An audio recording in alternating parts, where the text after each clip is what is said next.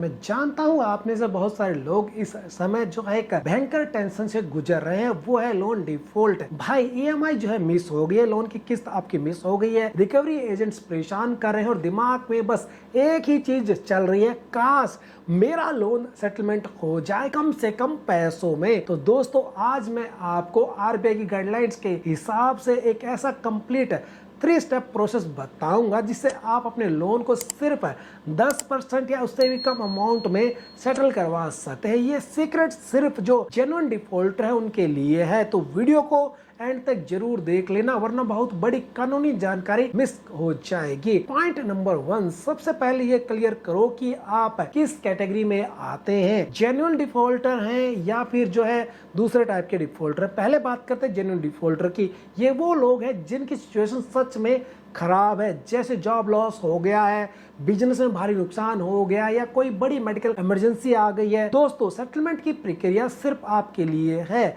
Second है जो wilful defaulter हैं, ये वो लोग हैं जिनके पास पैसे की कोई कमी नहीं है लेकिन वो जानबूझकर बैंक को पैसे नहीं देना चाहते हैं।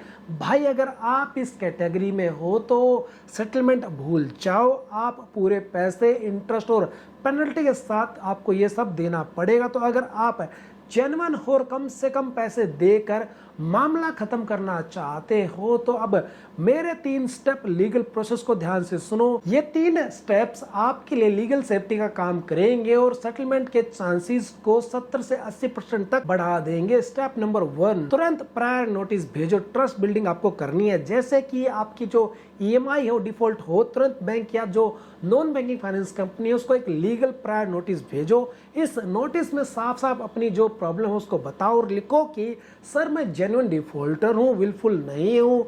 उनसे मोरेटोरियम पीरियड यानी 3 से 6 महीने तक का टाइम आप मांगो ताकि आप पैसा अरेंज कर पाओ, उनका जो पैसा लौटा पाओ। इससे बैंक के पास एक पॉजिटिव मैसेज जाता है कि आप भाग नहीं रहे हैं, बस मुश्किल में है। Step number 2, proof is power. Show transparency, सिर्फ बोलना नहीं है, सबूत भी दिखाना है। अगर आपको कोई इलनेस है, बीमारी है, मेडिकल इमरजेंसी है तो उसका आपको मेडिकल सर्टिफिकेट लगाना है।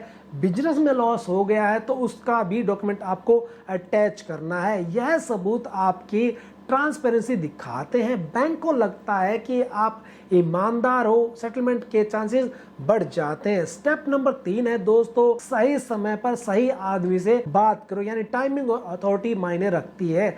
सेटलमेंट के लिए जल्दबाजी मत करना, 2-3 ईएमआई मिस होने पर बैंक में मत भागो। लोन अकाउंट को एनपीए नॉन परफॉर्मिंग असेस्ड यानी 3 ईएमआई डिफॉल्ट होने के बाद होने दो। एनपीए होने के बाद 2 से 3 महीने बाद ओटीएस यानी वन टाइम सेटलमेंट के लिए बैंक को लेटर भेजो। सेटलमेंट की रिक्वेस्ट रिकवरी एजेंट से मत करना, ज्यादातर लोग यही गलती करते हैं। रिकवरी एजेंट सिर्फ पैसे वसूलने के लिए होते हैं, सेटलमेंट करने के लिए नहीं होते हैं। आपको बैंक के हायर अथॉरिटी, सेंट्रल, जोनल या रीजनल ऑफिसर से जो कांटेक्ट करना है जिनके पास सेटलमेंट अप्रूव करने की पावर होती है। पॉइंट नंबर 3, ये बैंक की मजबूरी है। दोस्तों पर्सनल लोन हो या क्रेडिट कार्ड का पैसा कम अमाउंट में सेटल क्यों हो जाता है? सबसे बड़ा सीक्रेट ये है कि ये लोन जो है अनसिक्योर्ड होते हैं, मतलब बैंक के पास कोई भी जो है चीज गिरवी नहीं रखी होती है, जैसे घर या कार या कुछ भी ऐसी चीज, तो इसलिए अनसिक्योर्ड लोन होते हैं। तो अगर बैंक कोर्ट में केस करता है तो उनका टाइम और पैसा दोनों बर्बाद होंगे, और इसलिए दोस्तों बैंक जो है कोर्ट में केस नहीं करता है क्योंकि ऐसा करने से उसका टाइम और पैसा दोनों बर्बाद होंगे। और इसलिए बैंक भी चाहता है कि थोड़े कम ही सही लेकिन मामला जल्दी और कोर्ट के बाहर ही खत्म हो जाए, यानी सेटलमेंट हो जाए।